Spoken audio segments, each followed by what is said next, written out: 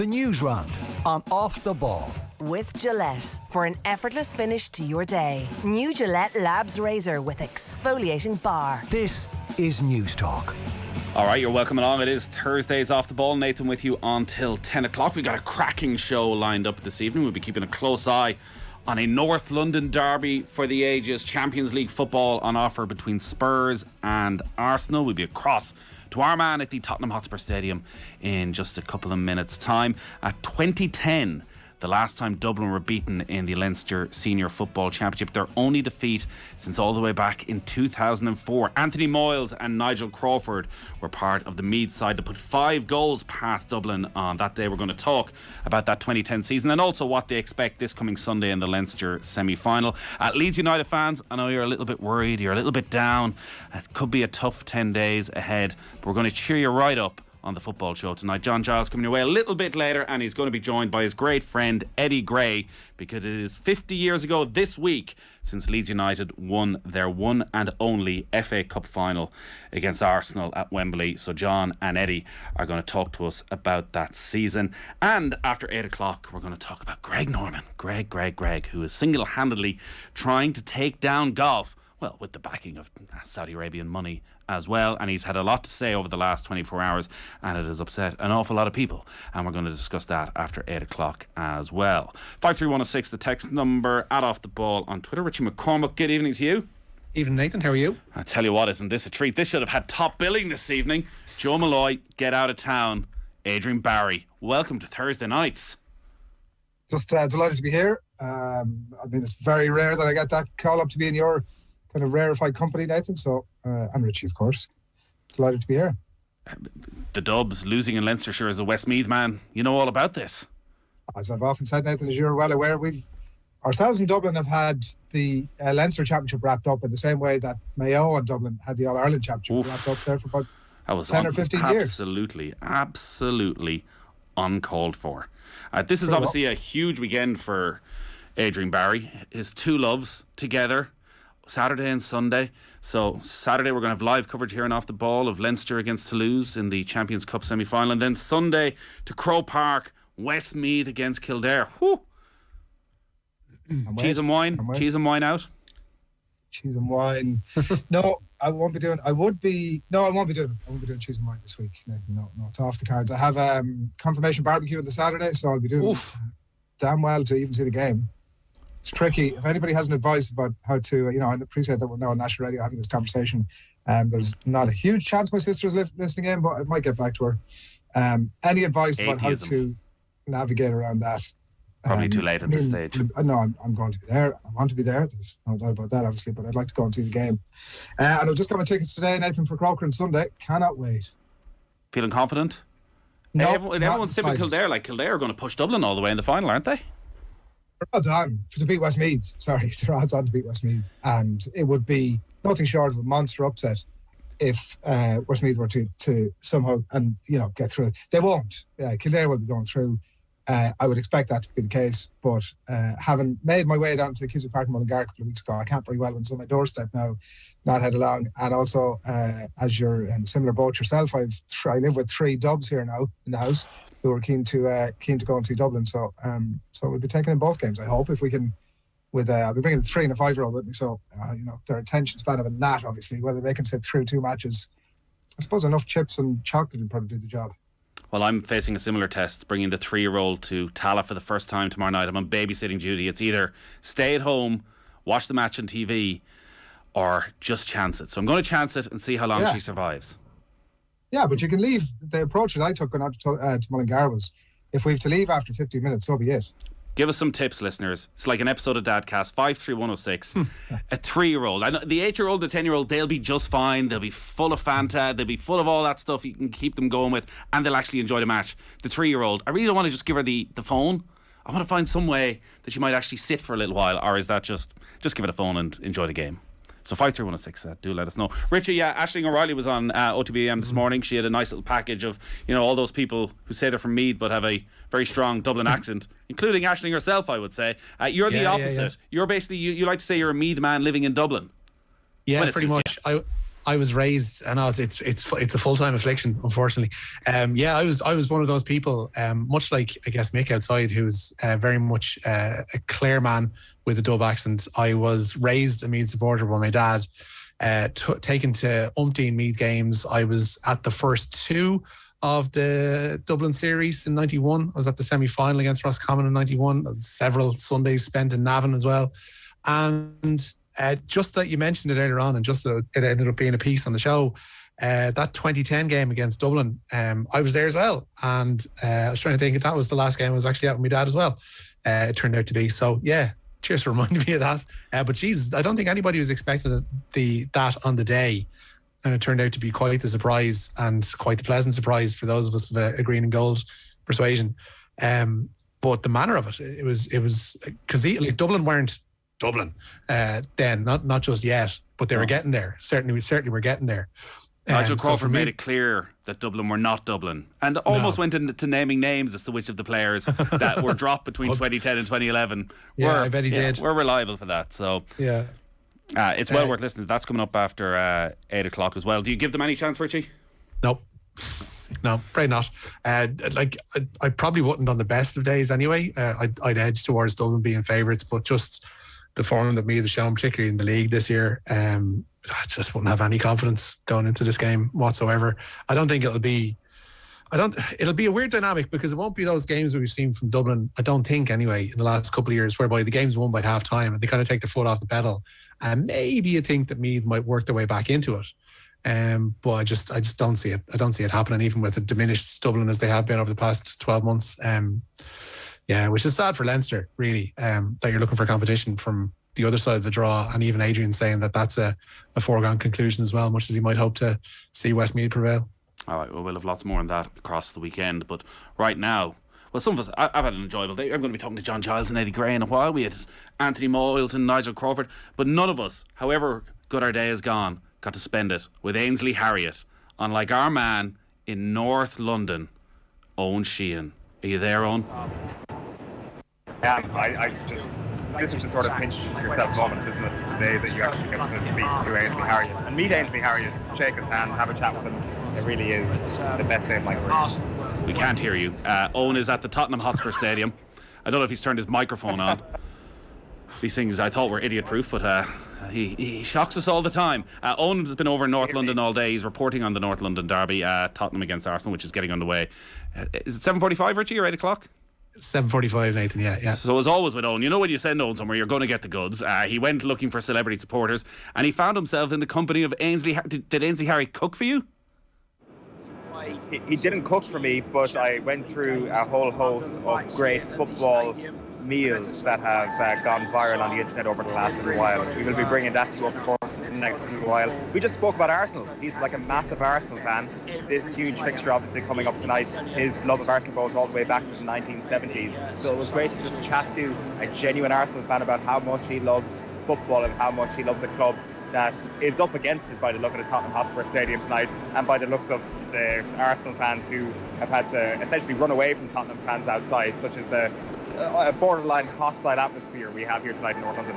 Were you one of the Arsenal fans running away from the Tottenham fans? I was not, but as people know, our branding is very much red and white. So I was questioned multiple times about the mic flag that I'm currently speaking into, and one Tottenham Hotspur removed the mic flag. It was kind of jokey for a while, and I was like, I'm not actually sure if these guys are joking anymore. Let's just do the rest of this without any sort of sign of red and white, because you just don't know. But I've been keeping my allegiances very, very close to my chest, and shall not be revealed. Your impressions of the stadium, because I think certainly from commentators' point of view, it's without question the most impressive in the Premier League. Has it blown you away? It is absolutely amazing, to be fair. Like, I think people have mentioned this multiple times before, anybody who's been here, but it is that South Stand, isn't it? The 17,500 seater stand, which is obviously based on the COP or based what they have in the Yellow Wall in Dortmund. It is empty at the moment. The concourses are full. The price of a pint in the stadium is cheaper than it is outside. So all the concourses are full, but people have yet to come out to their seats. But yeah, it's that one stand that is absolutely astonishing. I can't wait to see it full. And it's also the proximity of the stand to the ground. It looks like maybe like a metre or two from the back of the net to the start of those front rows in the south and north stands. Like, I'm sure you've done games here before, Nathan, but really, this is my first time here, and it does blow you away when you step foot inside it. The thing that stood out, not for me, but my co-commentator that first time, Adrian, at the Tottenham Hotspur Stadium, I was with Brian Kerr. We were watching whatever the early game was. He had to run into the toilet, came out with a very big smile on his face.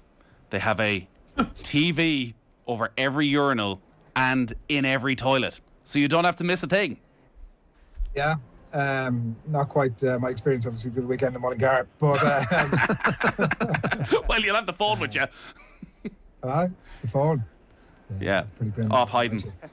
Yeah, look, it's no better man to be. I mean, I'm talking about yourself here, to be sampling the delights of the great grounds of Europe, Nathan. Thanks, Adrian. Confidence levels, Owen. Tottenham are a better team than Arsenal in pretty much every area of the pitch. You'd expect them to win this game?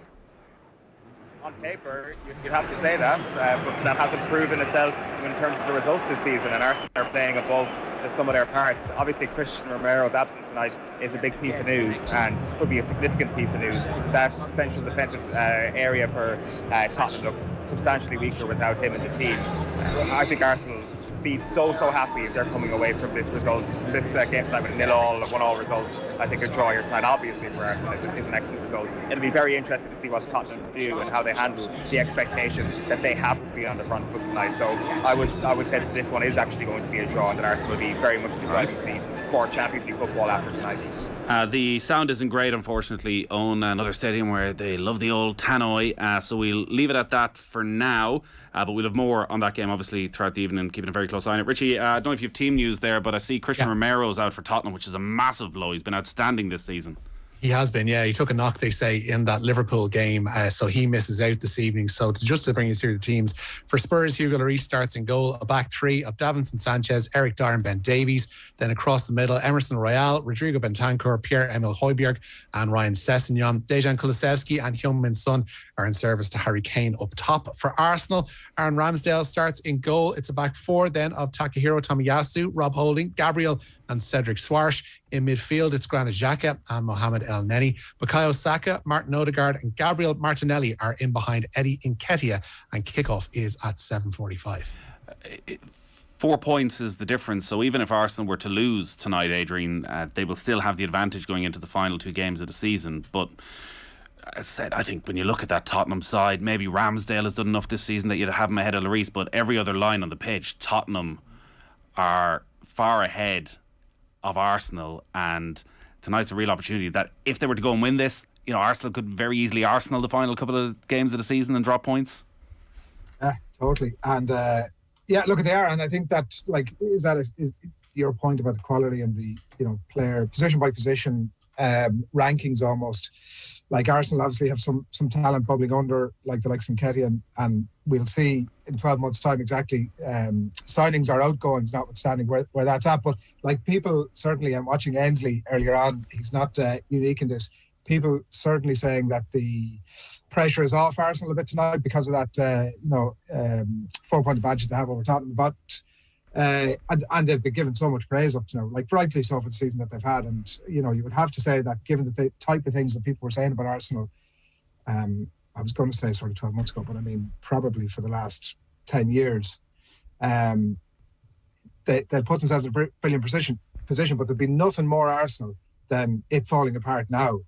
And so I think for that reason, I think there's huge pressure on them tonight. A draw should be enough to see them over the line, you expect at the end of the season, but the fact that it's a derby makes it a slightly different prospect. But I do think that there is the makings of a team. I was saying it about United a few weeks ago, making of a team in United's case, not fighting very hard, but makings of a team nonetheless. But yeah, if they fall asunder now, suddenly everything that's, the praise has been heaped upon them over the last few months just disappears. A big weekend for his two loves. Is there big news in the world of Chianti and Brie? If so, why didn't I hear about this? No. It'll be a weekend of a few nice beers at the barbecue. Nathan, everything in moderation, as you know yourself. Good man. And listen, the kids are going on Sunday, and as I mentioned, myself and Adrian might have some testing time, so nobody will want to sit near us at either match. You have the slight advantage, Adrian, because your game is during the day, whereas my match doesn't kick off until 7:45. Some actual proper advice. Bring in a 3-year-old to the game. Snacks are key. But also bring a piece of paper, stickers and markers to make a poster during the game to cheer your side on. Make and do really and football together. That's really good advice, isn't it? Like that's top class from the listener. I found in Mullingar the other week, snacks, absolutely key. Absolutely key. Just like throw any sort of thing about not giving them stuff normally out the window. Stack them up with as much chocolate and whatever else you need to get you through. Stephen McClune, who's running the show out there, says, it's not babysitting, it's your own effing child, Nathan. Fair shout, Stephen. Yeah. It's fair enough. It's fair enough. The Newsround brought to you with Gillette Labs for an effortless finish to your day. Now, Richie, it was this day last week we were talking about Tolka Park, and I think then I was making the point that while it seemed on paper to be very good news, it's only good news if all 3 stadium redevelopments go ahead. Now, there seems to be contrasting reports today as to what's going to happen with Dalymount Park now that ground share between Bows and Shells isn't going to happen. So what is the latest? Yeah, Dublin City Council today shooting down certain newspaper claims that the full-scale redevelopment of Dalymount will be scrapped. They say the planned 6,000-seater stadium with ancillary community facilities remains their preferred option. It had been claimed that the Dalymount proposal will be scaled back to financially accommodate similar ventures at Tolka Park and Richmond Park. DCC says only inflationary pressures could influence the Dalymount works, which they say are already underway. Inflationary pressures right now is quite the get-out. Absolutely, yeah. But I think where the newspaper claim fell down was that the plans would have to be altered simply because the Tolka Park plans now exist, and obviously Richmond Park is going to enter into that as well, it would seem, which it just isn't true. It will be just plainly inflationary, and it didn't make any mention of the ancillary features as well, which has always been a key part of what's been planned and what is planned for Dalymount. So I think DCC and Bows putting their heads together and said that there was a kernel of truth in what was put out today, but there was a whole mountain of SH1T put on top of it. There's plenty of boxing news today, very mixed news. Yeah, Enniskerry's Casey Rock is going to be one of the final boxers between the ropes on day 4 of the Women's World Championships. In Ring B, she's in the final fight. They're just entering into the penultimate one at the moment. She faces Lithuania's Austetia Asukate in the welterweight first round, the Lithuanian formerly based out of Donegal. Rock will look to match the achievements of the other 2 Irish boxers who were in action earlier. Dublin bantamweight Niamh Faye beat Modestine Mungazalia of the Democratic Republic of Congo to advance to the last 16, while Belfast's Caitlin Fryers progressed to the flyweight last 16, with a unanimous decision win of her own over South Africa's Tandal Wetsu Matsiba. Boxing status, though, as an Olympic sport once again hangs by a thread. Dutch Boxing Federation President Boris van der Vorst has been ruled ineligible to stand for election against incumbent International Boxing Association President Umar Kremlev of Russia. The IOC have been insistent on a change of leadership at the IBA if boxing is to regain its Olympic status. It's currently suspended. 4 others were denied the opportunity to stand for places on the board of directors. Van der Vorst has questioned the legality of those decisions, and the IOC say they're monitoring the situation closely. We're going to be talking about Greg Norman after 8 o'clock. Adrian, I don't know if you've been following this, and one of the reasons we wanted to talk about it is that it sort of dominated Golf Weekly for the past 6 months as to what's going on with Live Golf, which is this Saudi-backed golf tour that's been put up as a rival to the European Tour and the PGA Tour, and it's happening next month. The first tournament is going to take place in London. It's going to have the biggest ever prize fund for a professional golf tournament. Somebody is going to walk away with $4 million for winning that tournament, and a few months ago it looked as though it was dead in the water because Rory McIlroy, the leading golfer, said we're not going to be a part of this, particularly after Phil Mickelson's comments that were well publicised. Everyone sort of distanced themselves, but what they've done, and I think quite smartly done, is said we're going to go ahead with the tournament anyways.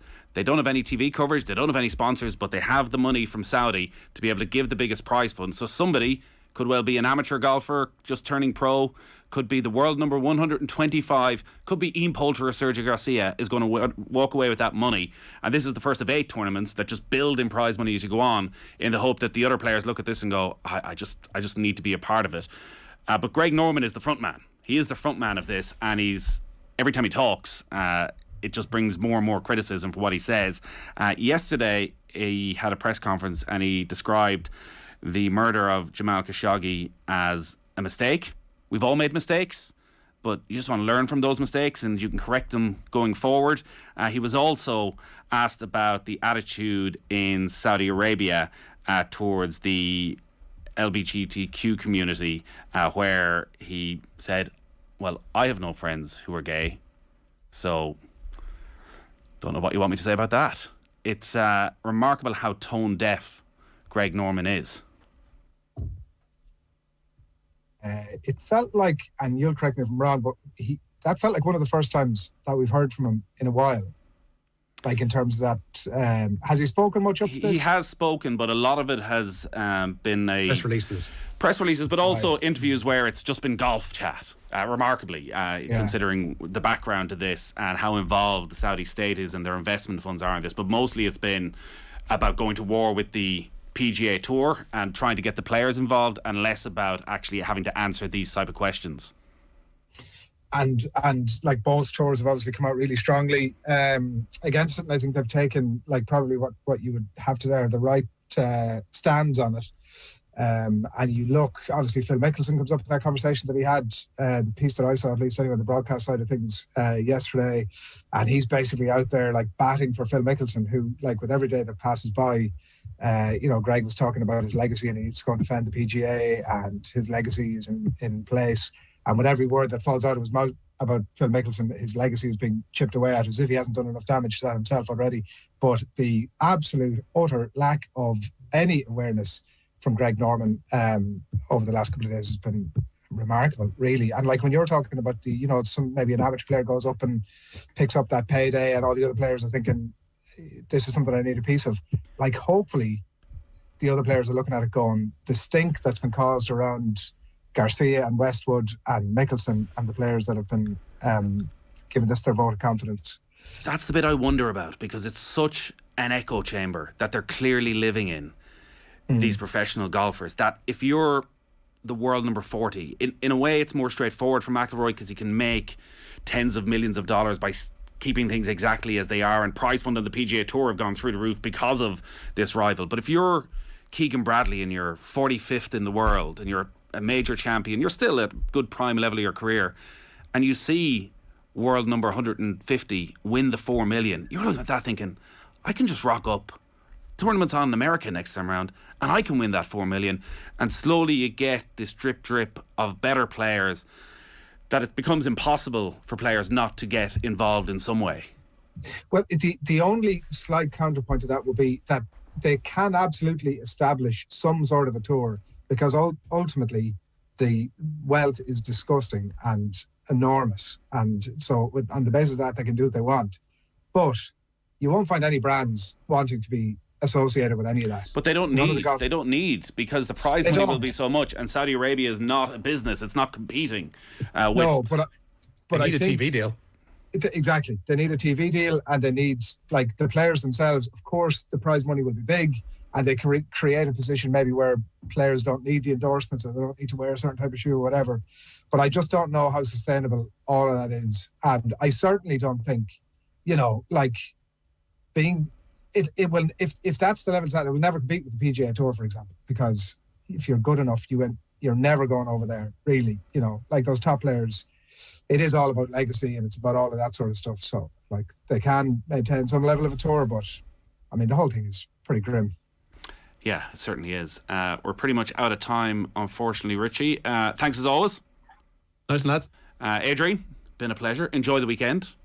OTB AM tomorrow, Nathan, 7:30, stacked show. There we go. Go on. Owen Sheehan will be there in full set. He'll find his best stuff in the morning for a proper show like OTB AM. I believe you. All right, 7:30 tomorrow morning. Adrian Barry's back. He's going to have all the best guests, as always. They always do on a Friday morning. No crappy quiz, though. So no chance for myself and Mick to steal the show once again. Outrageous, Mick. I know. Adrian, thank you.